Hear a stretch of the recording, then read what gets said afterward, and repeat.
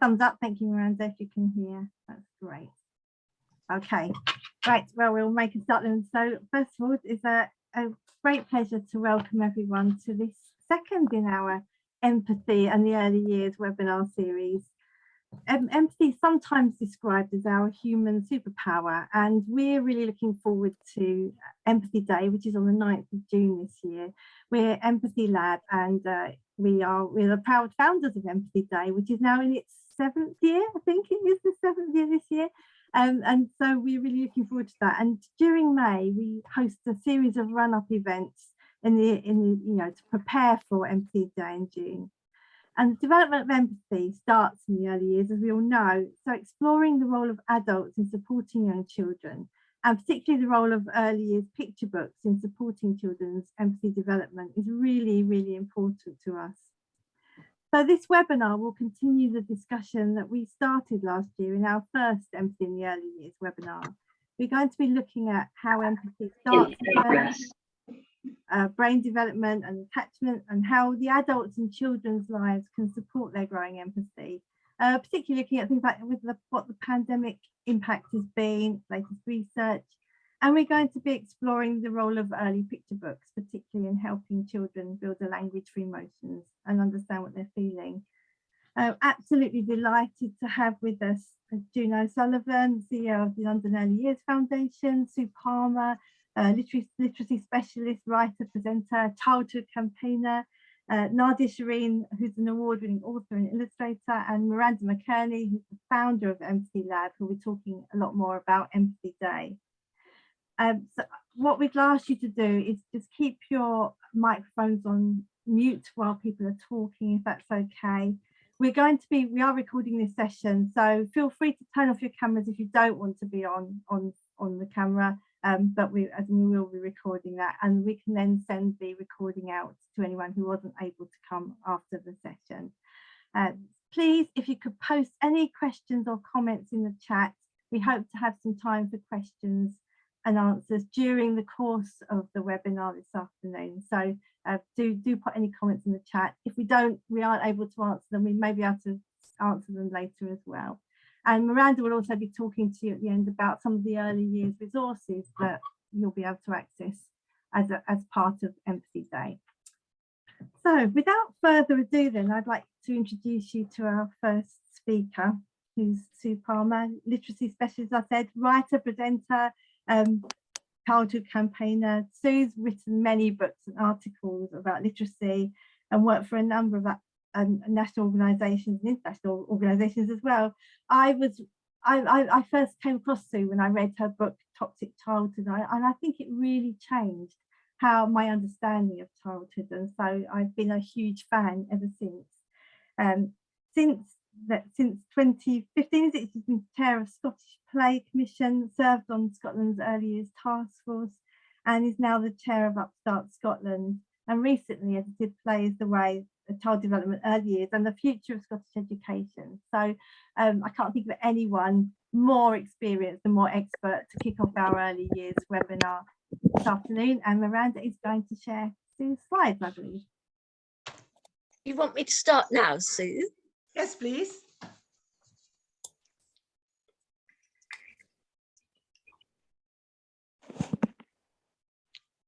Just coming.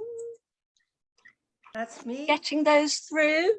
Lovely. Yep. Thank you. Thank you Great. very much. And thanks, Sarah. I really wanted to put this on the front cover of my presentation because it was an illustration on a book that I read as part of my transition from a literacy specialist to a childhood campaigner. It was a book called The Cradle of Thought by a professor of developmental psychopathology. We seem to have gotten some noise going on. Yeah. Could everyone put their mics on mute, please? Thank you. Thank you. It was written by a professor of developmental psychopathology called Peter Hobson, and he's particularly interested in what he called mind-mindedness. So next slide, please.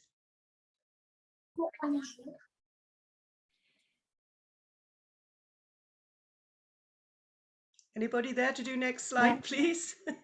Yeah. Thank you. Oh no, go back. That one. Thank you. That's the book nowadays. It's got a different picture, which is very lovely, but I still prefer the earlier one. It was, as I say, one of the books I read when I was researching for the book Toxic Childhood that I published in 2006. And it got me really interested in very, very early child development, but also in evolutionary biology. So that is the next slide, please. I'm really sorry, Sue. They're just moved for some reason. They're moving on incredibly slowly. So Yeah. Emily, I think it might be good if you started sharing. I'll just grab those. Yeah. So frustrating, Sue. I'm really sorry. We It's practiced okay. it and it was The fine, reason- and now they are not moving. The reason I asked you to do it is that that's what's happened with my computer. Yeah, it's and usually I fine. don't know what it is that's causing the problem. Yeah.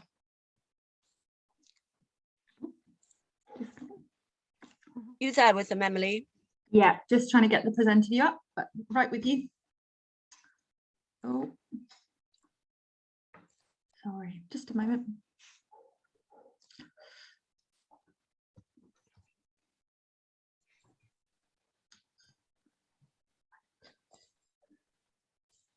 Or else I'll just have another go.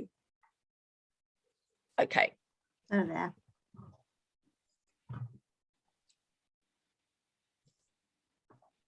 Next one.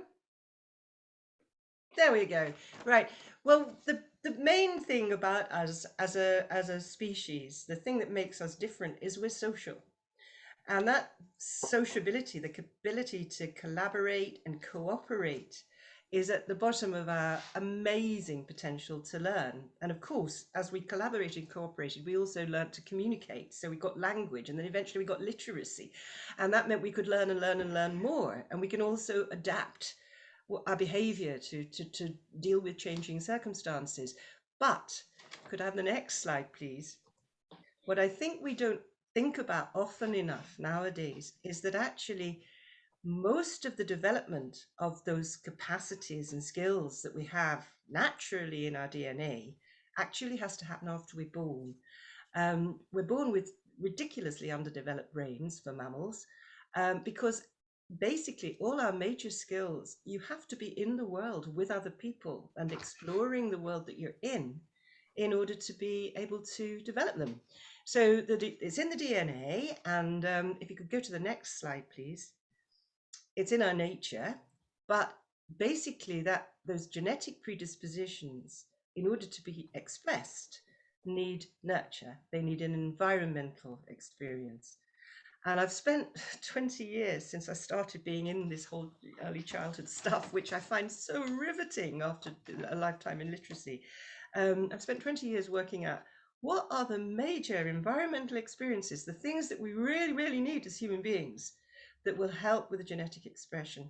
And as long as there's not something seriously wrong genetically, then it should just happen for everybody. And actually, they're dead easy. If we could do the next slide, please. And then press once more. There's only really two. It comes down to children need love, which I've put next to nurture, and they need play, which I've put next to nature.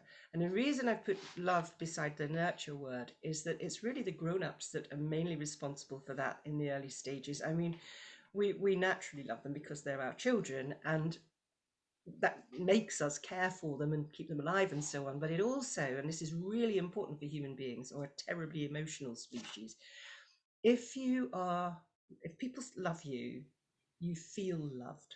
And that helps to give children their sense of self-worth, their sense of purpose, their sense of agency, the belief that they can do something in the world. And the thing that they can do comes from them. That's play. Play is what the children bring to the table. They do it naturally because it's their inborn learning drive.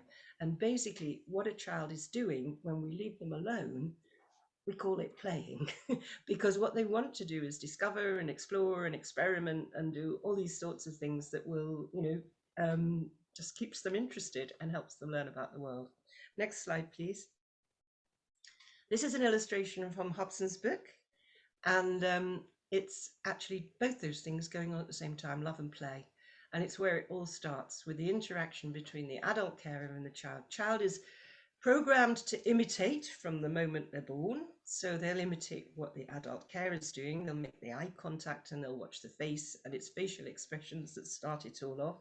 But what also happens with the adult will imitate what the baby's doing. This is an entirely reciprocal thing. So it's going backwards and forwards. And I always love those pictures, because that bottom one there, that it's surprise, but it's also joy. The whole experience is joyous for both of them. So everybody wants to carry on doing it for lots of time. Next slide, please. But what Hobson reckons, and I think this is a really good theory, it is still essentially a theory, is that over time, the child is corresponding with the adult, usually mum, and there he is being held aloft in Blake's picture by the power of the parental gaze. But eventually the child's going to look elsewhere. Something's going to distract him. And what's mum going to do there? She's going to follow his gaze with her eyes. So they'll both be looking at the same thing, and mummy will probably say something. Oh gosh, it's a doggy. Isn't it a lovely doggy? Oh, what a nice doggy that is. So you can see that the combination of facial expression, body language, and then using language, it's all coming together, that we're building language on the top of all the other sorts of communication. And then maybe mum will one day sort of actually point. Here's some really big body language, and the child will follow the point and see, oh, see, it's another doggy. Isn't he lovely? Now, what's going on then, of course, is that over many of these interactions, the child begins to recognize that there's mum, there's themselves, and there's the other thing, and she must be seeing it from her point of view. Obviously not conscious of this, but just click, something's happening, genetic expression, and the child gets what they call mind-mindedness. I am attached to this person, but I'm also separate from her. And if she can see it from her point of view, and I can see it from my point of view, crikey, we must have minds. And that's the birth of empathy, according to Peter Hobson. I do love it, but I also love, and this is me taking it on from what I've learned. Next slide, please. What Suzanne Zeedyk taught me. She's a developmental neurobiologist, neuroscientist in Scotland, and she gave me this lovely diagram. There's the parent giving the love on the left-hand side. Once the child's mobile, it can start rushing off to explore and discover and experiment and get to know other kids and things like that, but always safe in the knowledge that they can come back on this circle of security to the safe haven of the familial or caring hands. Next slide, please. And John Bowlby, the founder of attachment, well, no, he was a major attachment scientist, is credited with saying, life is best organized as a series of daring ventures from a secure base. And I think that's it sums up the human condition. We want the security, but we want the freedom. And it's that background of the mind-mindedness between us all that brings us back together again. Next slide, please. But what happens when the child goes off to play is very often now it's playing with other children. And I think we underestimate the importance of the other children in this development, because it might be an older child who is playing the part of the adult and actually, you know, making allowances for you and being the one that's being kind and nice and lovely, that is the person worthy of imitation by you. But it might be another child, same age as you, who actually doesn't really want to share. So what you've got to learn to do is to cope with people who aren't necessarily, you know, always on your side, and realize that you can use your mind-mindedness to read their minds too, and gradually develop your empathetic abilities. Next slide, please. Which is why I am such a huge fan of what the Finns do. They have a daycare system which stretches from, well, it stretches from birth, but people usually use it mainly between the ages of 3 and 7. They don't go to school till they're 7. But during that period, they're looked after by very well-respected practitioners who, I love the line of Steiner, be worthy of imitation. They are worthy of imitation, so that the children are getting their support in playing and their careful empathetic guidance. They're very often outdoors, which is an ideal place to play, but they're also often indoors because our 21st century children need an environment which is literacy rich and maths rich and rich in all the sort of cultural factors that they've got to learn to deal with once they go to school. So their empathetic ability is now being developed in the Finnish daycare. And the next slide, please. It's why I am now the chair of something called Upstart Scotland, which is a campaign to get the same sort of kindergarten stage in Scotland for children aged 3 to 7, rights focused, relationship centered, play based, and as often as possible outdoors. Next slide, please. And that's why the book that Sarah mentioned was published recently. It's called Plays the Way, and we published it recently, but just wanted to finish off with this lovely, if we could up the next slide. It's one of our supporters on Twitter. The next slide, please. I just love it. This is what they're doing in our primary ones, which is your reception year in England. Play teaches us compassion, the importance of listening to other people's points of view, problem solving, the art of compromise, and believing in our abilities. And I reckon that if we're good role models, and we should be respecting all our early years practitioners so much because they're so important and they're worthy of imitation, then the children are going to be really well equipped to take it forward. Final slide, please. So if you want to know more about us, that's where we are, and we're on social media, and I get the huge privilege of tweeting as Upstart Scott. Thank you very, very much indeed. That's me done. Thank you. Oh, thank you so much, Sue. That was great, and a real run through. But I just love the thing about love being at the heart of everything. It just seems to me to be so important. So thank you for that, and thank you for talking about the importance of play, and the sort of play is so linked to story, isn't it, and narrative, that it's just such a powerful message. Well, when we were talking about this earlier, Sarah, do you remember about the Triangle of Connectedness? We worked out that when we're working with this picture book, that's the thing at the other corner. So you've got a wonderful corner of adult, child, and story.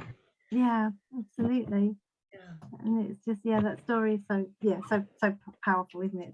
So thank you so much, Sue. We really appreciate you coming along today, and thank you, Miranda, for sharing the slides as well. So so I would now like to hand over to June O'Sullivan MBE, who's the CEO of the London Early Years Foundation, which is one of the UK's largest and most successful charitable social enterprises, operating 39 nurseries across 12 London boroughs, including some which are in the most deprived areas of London. We know June's an inspiring speaker. She came to our webinar last year, and we really wanted her back this year. She speaks on early years, social business, and child poverty. And she's a tireless campaigner, particularly around influencing policy and making society a better place for children and their families. So lovely to hand over to June.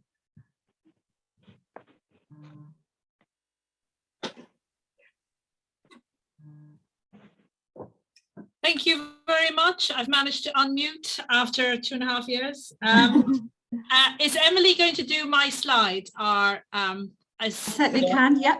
Would you mind, Emily? That would be marvellous. Absolutely. Because to everybody out there at the moment who's probably preparing their dinner and doing all sorts of other things, this notion of multitasking is pretty hard, I reckon.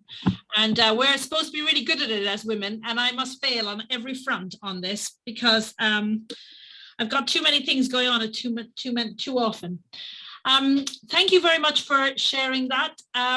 So the way we see empathy at LEAF, the London Early Years Foundation, is really about how we can be kind to other people, and that's really important. We're a social enterprise, which means we target our services around children from high levels of need, and sadly that situation has got a lot worse since COVID, and the services around those children have become a lot fewer. So the challenge we all have is how we support children to grow up and be empathetic, because the great thing about empathy is it can be taught. And I used to think that it was impossible, but it's really wonderful to know that we can teach it. So all of us out there have a chance of making a job of that for other people, and for teaching our children. And it's really, for us, it's about the ability to understand and share the feelings of others. It's kind of standing in someone else's shoes, really, and stepping back and seeing how things might look from a different perspective, which is great when you're in a good mindset, but it's a bit tricky when you're multitasking, knackered, pressure everywhere, things to do. It's easy to say, but it's quite hard to do. But it is possible, and it is something we should kind of think about a lot more than perhaps we do. So if I just ask Emily to go to the next slide, I just want to give you some things that just make you a little bit concerned. So I was asked to talk about, a little bit about what happened during COVID for children. And I mean, they're pretty damning situations here. We've got more children more at risk, reduced language and ability to listen and concentrate. We're seeing a lot of that. Higher separation anxiety. Are you surprised that some babies have been born into a world where their mother was unsupported during the birth because she had to do it on her own? And the child has seen, masked faces. For many children, they didn't leave their environment. So is it any wonder that the separation is higher? And then for all those children who are coming into nurseries, until recently, we couldn't really allow parents properly in. So settling in was done in the garden, online, walking around the block. Just, if anyone was to say, our settling in policy is to hand your baby over from one masked adult to another and to go into a building and not know where they are, you would think that it was, the Handmaid's Tale. You would not believe that this was the reality for nearly 2 years for some children. So that doesn't surprise anyone, I don't think. They have less ability to share, especially children who are on their own during that time where they were able to have what they wanted. And if their poor parents were working as well, they were given anything to be quiet during your Zoom call. I know I've seen that many a time. We've seen poor physical health and an increase in obesity and tooth decay. Shocking increase in obesity. 1 in 4 children by the time they reach year 6 are obese. And we know at minimum there's 15% of toddlers who are 2 stone overweight. And if you imagine 2 stone overweight for a toddler means basically double their size. And so many children find it difficult to sit in particular positions. And if you imagine that children learn by using their whole bodies to learn, not being able to allow their bodies to move in the way that you would want them to, it's got more than just an obesity issue. It's got a huge issue on their whole well-being and their whole learning. We've seen an increase in loneliness, particularly young people. We sadly saw an increase in maltreatment and violence at home. So we also saw reduced opportunities for children to participate in extracurricular activities and also have access to a supportive adult in the school or in the community. And then for some children, there was limited access to the justice system and child protection services. And we saw that up large and visible because social workers weren't necessarily doing home visits. And I know in a number of my nurseries, we had children, we were really concerned about their welfare. And we in fact stood up became an advocate for those children because there wasn't anyone else out there to stand up for them. And so you look at all of that and you think exactly to Sue's point about, early year staff are not very well valued. Society doesn't really understand what we do in the early years. The Duchess of Cambridge started a campaign to try and raise awareness of the importance of the early years. But, in the scheme of things, it's got a little bit lost. But we all owe ourselves the opportunity to become empathetic fighters of the early years and standing up and campaigning for the importance of that. But with all of that sort of crisis going on there and the recruitment challenges and all the other things that economic and there's major issues in the economy, etc. You wonder, what can staff do? Like what can we do about this? Well, actually, we can do quite a lot. So if we go to the next slide. So staff working in early years, in Leaf, they're leaf teachers is what we call them. Honestly, they are wonderful human beings because they have the power to change the world for small children. And what they can do, and we noticed this a lot when we were open all through COVID, and there's a couple of benefits to COVID, I can tell you. One was the trains were completely empty and it was marvelous going into town. Nobody was on there. And the second thing is I never had to queue for anything ever. In fact, people would come up and give you stuff because they were so pleased to see another human being in an empty street. But all of that's changed now and it's all back to whatever. But here we can do these things. We can give children more time. Now, I know we're all panicked about Ofsted and we're all worried about the kind of pressures to meet early years foundation stage demands, the sort of push on school readiness and targets. But actually, you have got more control than you want, and you can actually give children more time and more conversations. We underplay the power of the conversation where you just sit down and have a chat with the child. You sit down and you just enjoy them. My niece the other day is just coming up to 5, and my mother said to her, "Oh, Tilly, you're such a little pet." And in anticipation of this kind of hug and big smile, she got instead a slight growl from Matilda, who looked up at her and said, "A pet is a dog, Grandma, and I'm a person." And it's made me realize just the importance of the rights of the child to be able to kind of engage and separate themselves and think about who they are in that kind of environment. And my mother, who's, you know, mother of 5 of us and grandmother to, I can't remember how many grandchildren she has, but a lot, and a great grandchild on the way, sort of has enough empathy to recognize that, you know, Matilda was actually making a point about who she is and where the boundaries were and how she perceived herself. And these things are not to be underestimated. And sometimes in busy nurseries, those children don't have a chance to make that assertion about who they are. There is a kind of misunderstanding about calm and quiet. A decent nursery is calm and quiet. It's not calm and quiet so you're so scared you can't make a move. But the notion of everything being noisy, everything is noisy now. Everywhere you go is noisy. These children have, how can you kind of find your own space and your own pleasure and the pleasure of just being if there's much noise and fuss all around you? Even in a library, they can be noisy now. We noticed that the children needed to be outdoor much more, and it was interesting to hear the Finnish model. I've heard about the Finnish model many times, and it's a very interesting way of looking at things. But let's just celebrate our own models here about, you know, what have you got that can get you out? You know, all our nurseries are in central London and around, and some have very little garden, but you can be outside and you can do really interesting things outside. And you must remember that it's not empathetic, guys, to remove the inside and take it outside. The point of outside is space. The point of outside is being able to lie on the grass, even if it's in the middle of central London, and listen to the trees. It's about lying outside and listening to the noise and what noise you can hear and really getting into your headspace.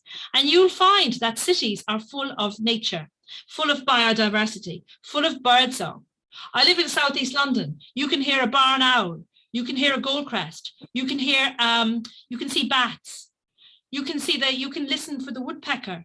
So the assumption being that if you're in places that are highly built up, there is no biodiversity isn't true. So it's again about thinking about these things more. You need more physical fun, and that's good for you as much as it's good for the children. That's dancing and singing. You don't always hear enough singing, but we love to sing. Singing is great. I'm going to my choir later. My choir is so important to me. I can't really sing very well, but my gosh, doesn't it make you feel better about yourself when you've had a go at communal singing? More gardening, more exploration. Those children like getting their hands dirty, getting their hands in the dirt, getting their hands in the mud, getting their hands in the gloop, getting their hands into stuff. Some children don't absolutely like that, but that's fine. You give them the option. More yoga and mindful time, you know, where actually stretching, thinking. There's a wonderful book called The Perfect Pause, spelled PURRFECT, Pause, PAWSE, written by a little co-op in Wales. And it's all about this cat who stretches. And it's about taking the children with you on those stretches. But when you're a staff member, you going on the stretches too, because what you're doing for the child is also good for what you're doing for yourself, because together you can create a kind and empathetic environment when you look after yourself, because you can then look after the children. Now we have much more focus on better nutrition. I've been obsessed about this for a very long time. And I was first to set up an early years chef academy, because honestly, if you don't eat well, you don't feel well. And if the children don't eat well, they don't feel well. And you don't need to spend a fortune on fancy foods. You can cook really good stuff with the right knowledge and understanding. And you must drink more water, guys. You must keep drinking water, and so must the children. More kindness for the staff. Now, that's often talked about in a very trite way, but how do you build an empathetic staff team if you're not kind to the staff and if you don't help them to be kind to each other? And how you support their well-being. So you can do stuff that are like, you can buy in, we buy something called Headspace, which is, helpful for, it's a kind of app thing, well, everything's an app these days, but this is an app and it gives you some ideas to manage mindfulness and just calming. But also, you can actually help people with real stuff. Like we have an employee assistance program. And when you do an analysis, it's obviously anonymous, analysis of that over the year, twice a year, you find the two main things that are really stressing staff out are managing home relationships and managing finances. So if you know that, then what can you do to support it?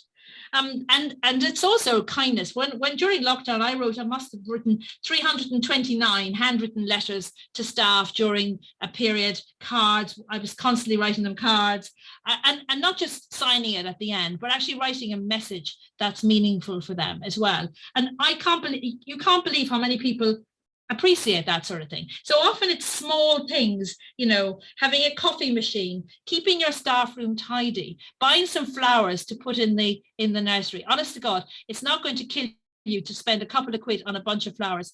And it makes such a big difference. And then you can support more engagement with parents. We were saying about parents being kept outside, now they're allowed in. And what we noticed though, is when they were outside and queuing up and all of the extra stuff you did online and, virtual this and, all sorts of things, people did all sorts of clever things. It never made up for the lack of human contact. And what it's translated to quite often was more complaints. Now, more complaints doesn't drive empathetic staff, because staff get cranky and tired and they're having to deal with stuff that in the olden days you would simply have had a quick conversation with and it would have been ironed out. But when you're not there to talk to someone, or they're only at the front door and everyone else is queuing up behind them, you haven't got that empathetic moment of actually looking them in the eyes, seeing the stress or whatever is concerning them and dealing with it. So we did notice that. And there was a report by Ofsted recently which confirmed that there had been more complaints and more petty things that had gone to more significant complaints than would have been in the original state. And then this whole business of love, and again, Sue referenced this, and she's so right. We're doing some work at the moment with Jules Page on professional love. It's a word we don't always own, but we should own, because you do love those children. And my gosh, they love you and they miss you and you form really strong bonds with them. And if you don't, you're probably in the wrong job. So on the final slide, Emily, so what I did was, during lockdown, COVID, the social media and the press had a field day of what they're good at: negativity. Everything was doom and gloom. And if you didn't know, if you were living in a bubble or on your own, all you would see is that message. But we were working with small children, and you look them in the eyes and you think, I can't be negative like that. I have to be positive. This is these children's future. You're hearing, climate change, the world's going to end, and you're looking at these bright, enthusiastic the future citizens of our world, and you hear only that negativity. So I thought, well, what could we do? So I worked with my friend and colleague Lala Manas, and we wrote the book, A Wellbeing Handbook for Early Years Staff, based on the idea that actually what's good for you is good for the children. So rather than thinking about well-being and, you know, understanding, looking after yourself, being kind to yourself is about something you do by going to a gym or you do before work and after work, I thought, no, this is wrong. We do this with the children all day long. How do we make it so they also appreciate it for yourself? I'm not sure how much time I've got left. So I'm just going to quote one or two things that I particularly favored. And it was very interesting writing this book. We wrote it over Christmas. And it was very interesting because we got thinking about things that made me wonder about, no wonder how often people working in our sector don't believe in themselves. They have a really poor self-image often. So the first chapter in the book is about the power of body image. And, you know, how we're very obsessed with our discomfort about our bodies and about discontent about it. But actually, this is not particularly helpful. And also it's confirmed by the sort of marketing campaign who spend a fortune kind of convincing you that you need to fix parts of your body all the time. One of the things that will give everyone out there, especially when we've been through COVID and we perhaps got a little bit heavier where we want to, or we're going through the menopause, is this: tummies aren't meant to be flat, and 80% of us have cellulite. Those kind of facts, I think, are really important for people to feel kind about themselves so they can be kind to other people. And this, it's full of that. Like, for example, our bodies are primarily wonderfully effective instruments, not just ornaments to be decorated and admired. And we're up against this kind of negative attitude that you get in the press. So we have to be strong because we want our children to be strong, and we want to be able to have fun and enjoy the experience of being who we are. And so for us as early years, we need to be outside, have space, fresh air, healthy food, and love and enjoy the company of our colleagues and our children, and actually enjoy the experience and take pleasure in those small things.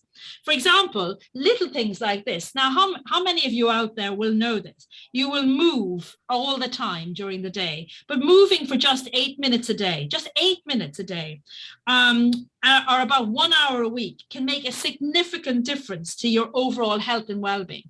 So again, it's not having to go to the gym and kill yourself. It's actually just doing small things that make a big difference. And so we found loads and loads of things like that to make people feel that you can do stuff, that it's possible, that you don't have to be overwhelmed by the negativity, and that you and the children can have such fun together and enjoy it through play. You play, you enjoy the play. Play is children's work. Play is what children do. And play is something that's been reduced for children, but actually it's essential. It is their world. It is their lives. It is everything about children. It's about play. Oh, thank you. I'm really sorry to jump in. I'm just conscious of time, and I know we could listen to you for a long time. Okay, all right. Well, I just go to Emily. If you just take the last slide up, it just gives you all the content of where you can find some of this information. Yeah. So if you want anything else from us, you can just email me and I will send you anything that would be helpful. But thank you very much for listening, and just go away and enjoy yourself and relax. Oh, thank you so much, June. That was amazing, and I just love that list of all the things you can do. And they're often quite simple things, but they make such a difference. Absolutely. If anyone any questions for either June or Sue, please do put them in the chat whilst we hand over to our third speaker, who is Nadia Shireen. Nadia is an author and illustrator. She's written this brilliant book. I don't know if you can see it, I can't see my own screen, but it's called Barbara Throws A Wobbler. And Nadia and I are going to have a quick chat about Barbara, because if you don't know the book, it's an amazing book about a little person, a little cat actually, who just has such big, furious emotions, and it's about how she manages those emotions. So if Nadia's there, I just pin Nadia. Brilliant, thank you, Nadia. And she's got the book behind that. And welcome, Nadia, and thank you for coming, because Nadia's been multitasking this afternoon. So well done. I mean, I'm sure everyone here knows the feeling. I've been running up and down, fetching my kid from football, putting some sausages in the oven, all that kind of thing.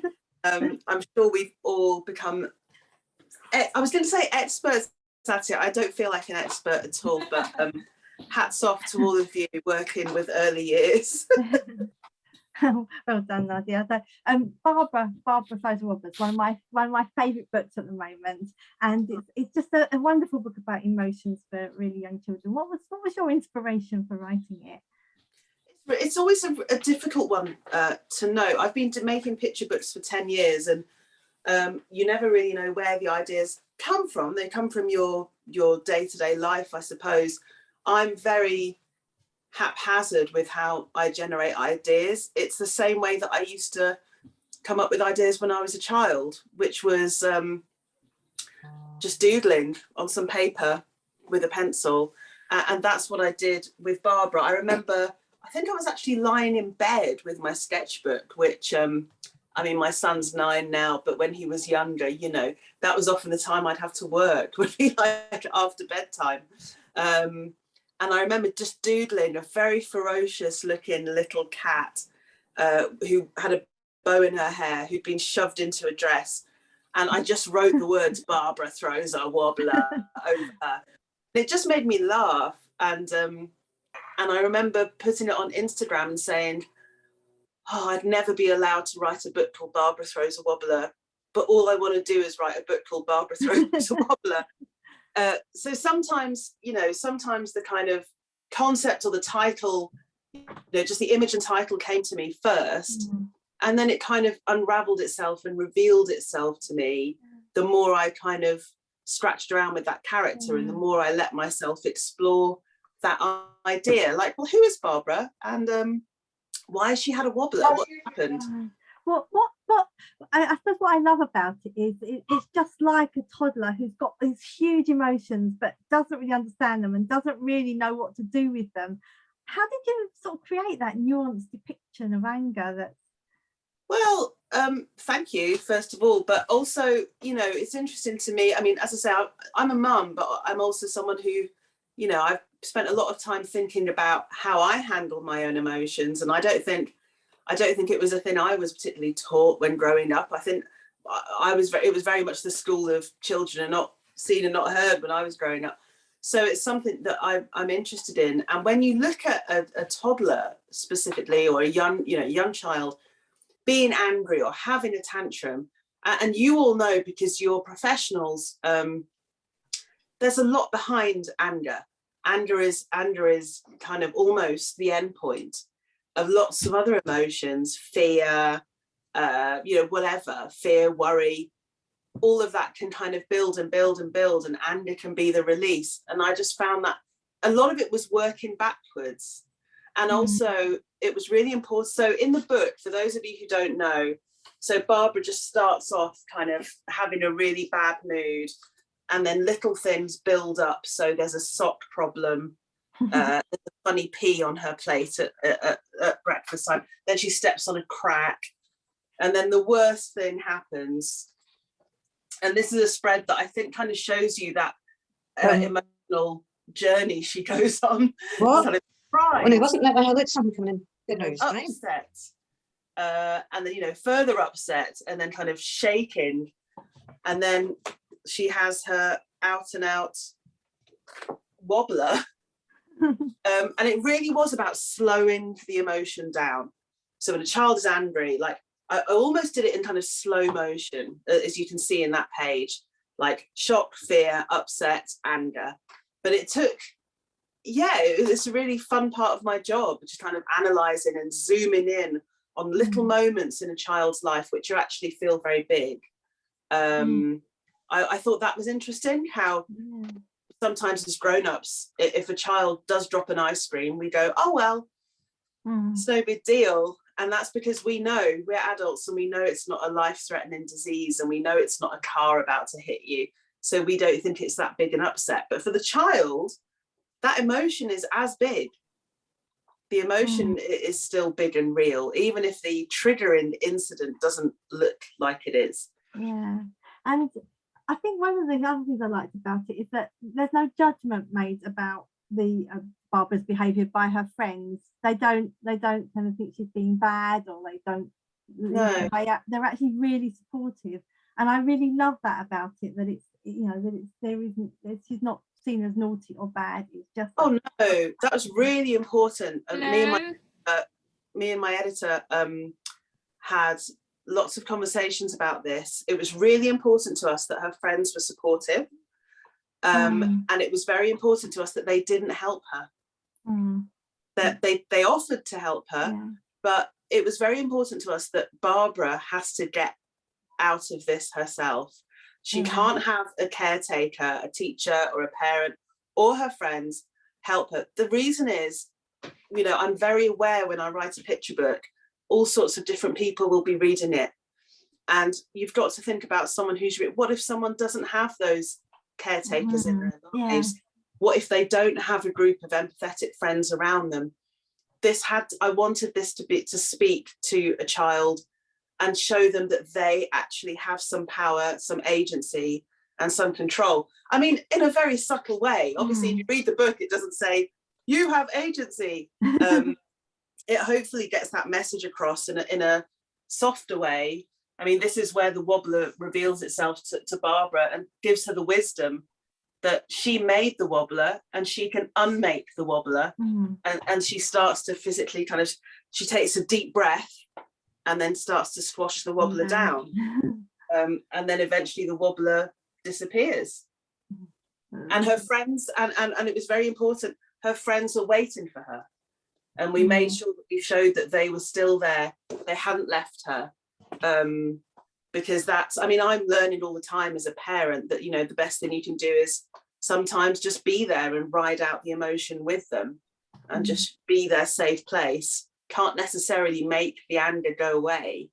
That has to come from them. I mean, I don't know, it seems to have been resonating with people. So I'm very grateful. I was going to ask you about that, but I think that sort of just sitting with somebody is such a powerful empathy thing. You know, we always talk about the difference between empathy and sympathy. You know, sympathy is when you kind of pity someone or you want to step in and sort it out for them, whereas empathy is that kind of understanding and feeling their feelings, and you know, and that's it. That's why it's such a brilliant book, and it's on our list because it just is such a brilliant depiction of the empathetic friends. And I also love all those other bad moods at the back, and I think that's just such a brilliant. Can you show that picture of all the other types of bad moods at the back? At the back of the book there is a guide to bad moods, because obviously not every bad mood is a wobbler. There's the wobbler down there, but we have sulk, the tizzy, the seethe, the huff, the grump. I mean, when I read this aloud to kids, they do think it's hilarious, and I hear lots of murmurs in the audience from parents as well going, oh yes, that's me. I must admit, I was looking through it the other day thinking, yeah, I think I'm a bit of a seethe today. Yeah. But it's, you know, it's ultimately for the kids, it's hopefully just a fun book, but also it's just playing with naming emotions. Things immediately become less scary when they have a name, I think. And this is as much for me. I write the books for children, but I write them for me too, and they have to be they can't be phony. I mean them. So that's why hopefully the emotional journey Barbara goes through, I kind of make myself go through as I'm doing the book. And I really try and make sure that I feel, if I was a child reading it, that I would feel safe and hopefully a bit more understood by the end of it. Yeah, brilliant, thank you. I think we're sort of running out of time, sadly, but I wanted to ask you, Nadia, it's on our Read for Empathy collection, and we're looking ahead to Empathy Day on the 9th of June, and everybody has been asked to make resolutions on the 9th of June for Empathy Day, and I just wondered if you could tell us what you'll be doing for Empathy Day, and if you've been thinking about what resolution you're going to make. Well, I mean, I had when I was at When's Empathy Day, I looked at my diary. I do actually have a big therapy session that day. I mean, that's on brand, I think. Every day. So which is a jokey way of saying that actually one of my resolutions is to kind of think about naming. I think for me to have empathy with my friends, with my child, with everyone, it's about naming my own feelings and kind of putting a bit of value on that. I think particularly as caretakers, as early years practitioners, you know, you're dealing with so many other people's emotions. And actually, it's that whole thing about putting on your own life jacket. And I think I'll be trying to do that. Actually, I'll be trying to kind of honor some of my feelings and my emotions, which in turn I think will make me a stronger person, kind of going out there and hopefully connecting with readers and connecting with people in my life. Yeah. Oh, thank you. That's a great resolution to be working with on Friends today. So, Nadia, I just want to thank you. There's some lovely comments in the chat about the book, and lots of people going off to buy the book because I really recommend it a lot, because it's a great one, and it's a great one for adults as well as children, which all the best pictures are, I have to say. So thank you so much. That was brilliant. Thank you. Does anybody have any questions? There are lots of comments in the chat, but no actual questions. So if anybody has got a question, please do.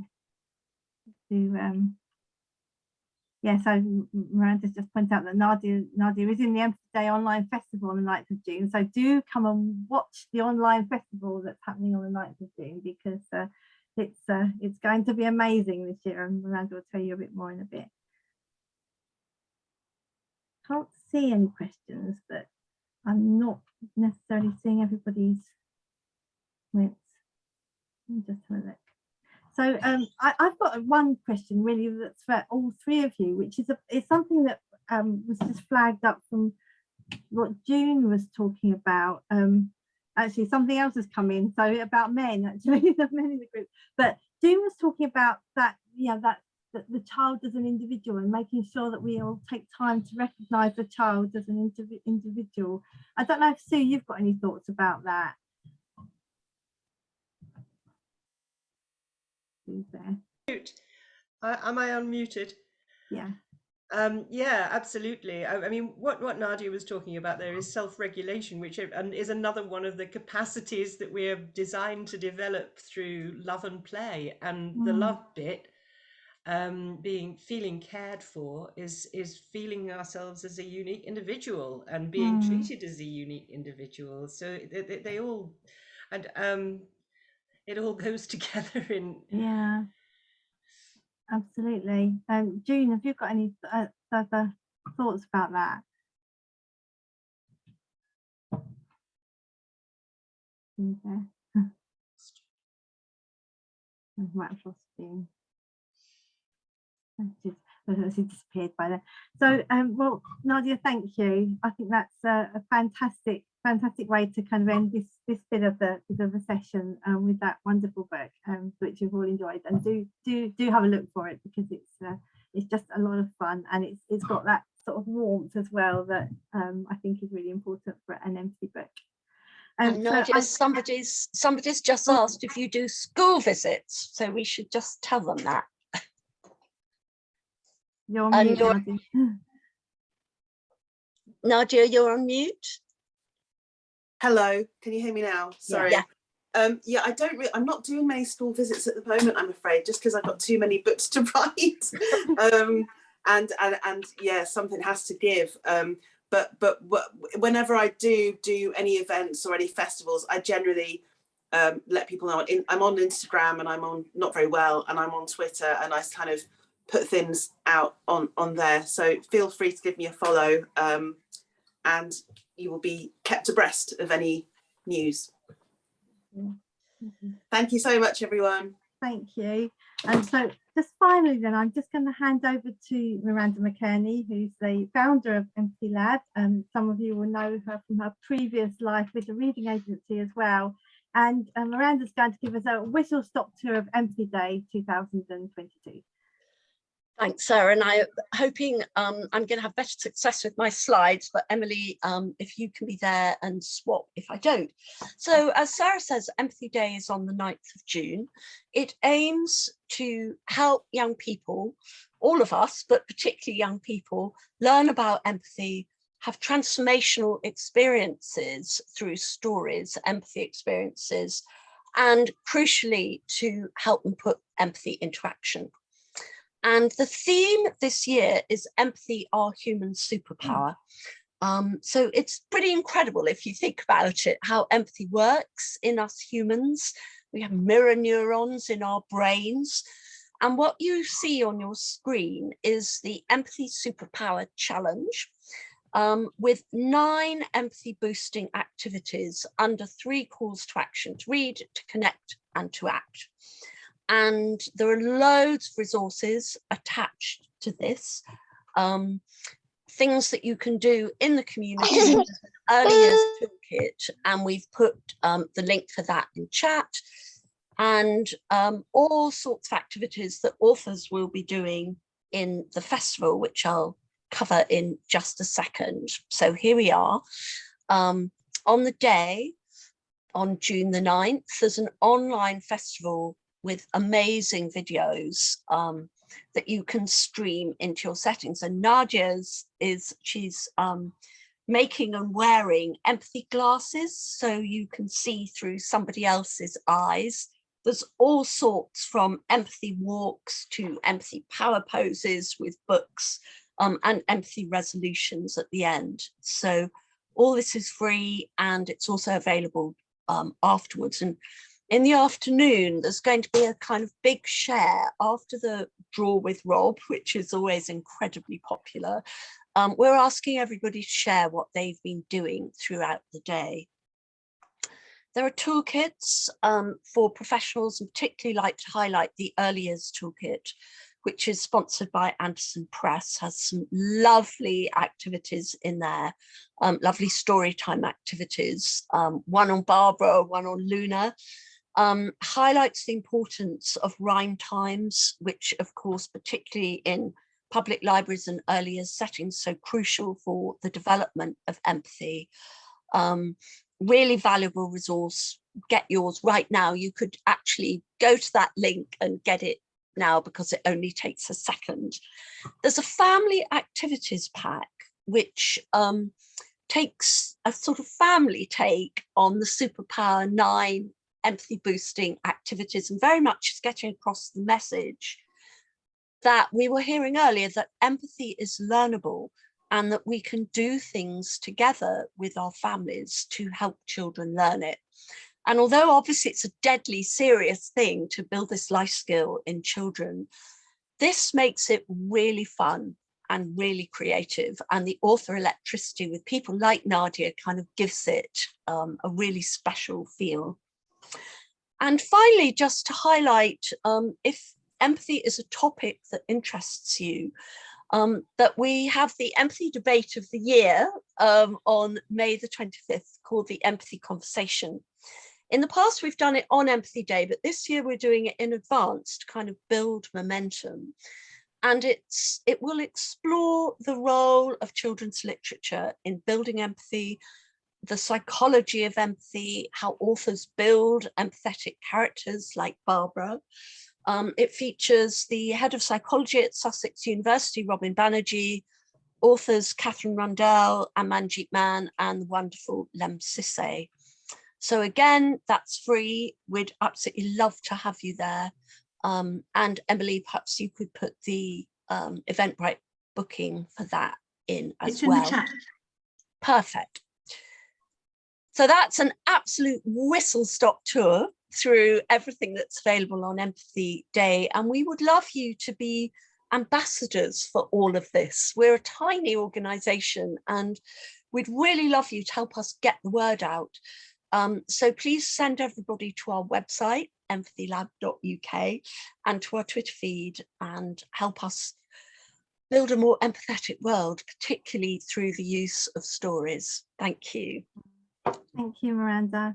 And you're dead on 1830, so that is just amazing. So well done. And just I wanted to say a big thank you to Sue and June and Nadia and Miranda, and to Emily for sharing the slides and sorting out all the links in the chat, and for Paul as well, Paul who's tweeting as well today. And thank you all very much for coming, for all your comments and thoughts and reflections. And please, as Miranda says, do join the empathy conversation as well. So thank you very much, and have a good rest of the evening, especially if bedtime's coming up as well. So enjoy that. Thank you. And if anyone's got any key questions for us, we'll just hang around for a bit on screen.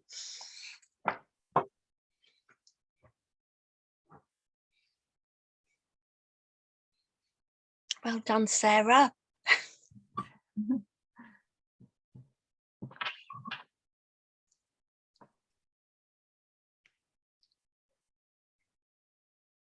just still recording at the moment. Yeah, what's that? Not sure.